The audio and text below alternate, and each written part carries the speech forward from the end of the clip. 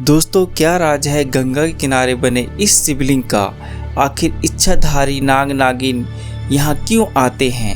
यह सब जानने के लिए वीडियो के अंत तक बने रहें। मैं संजीव, आपका दोस्त। तो दोस्तों, बढ़ते हैं कहानी की ओर। यह घटना साहेबगंज रेलवे स्टेशन के पास मौजूद एक आन वाली घाट के जहाँ से गंगा नदी गुजरती है और गंगा के किनारे मौजूद एक चमत्कारी शिवलिंग है।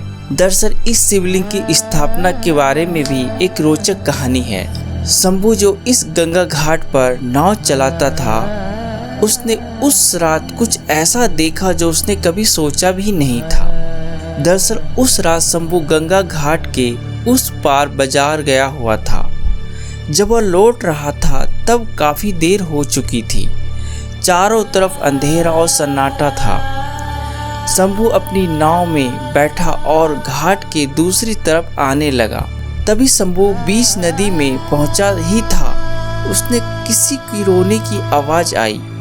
फिर जब शंभू ने उस आवाज की तरफ देखा तो पाया कि घाट के किनारे एक औरत रो रही है। फिर जब शंभू उसकी तरफ थोड़ा करीब पहुंचा तो वह देखकर हैरान हो गया कि कोई औरत नहीं थी।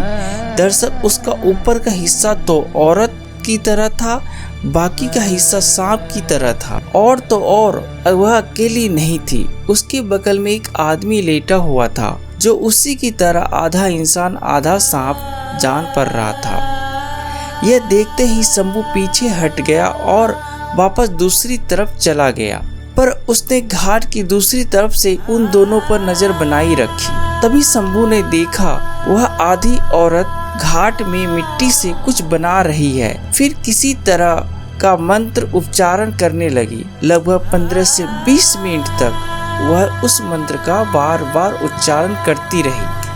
फिर उस मिट्टी से एक रोशनी निकली और वह गोल रोशनी उस आधे आदमी वाले सांप के अंदर समा गई। उस रोशनी के उस आदमी में समाते ही सांप जैसा आदमी उठकर बैठ गया। फिर दोनों ने उस टीले से बने मिट्टी को प्रणाम किया और फिर नदी में चला गया। यह सब देखकर शंभू बहुत डर गया था, जिस वजह से वह रात भर घाट के दूसरे किनारे पर ही बैठा रहा।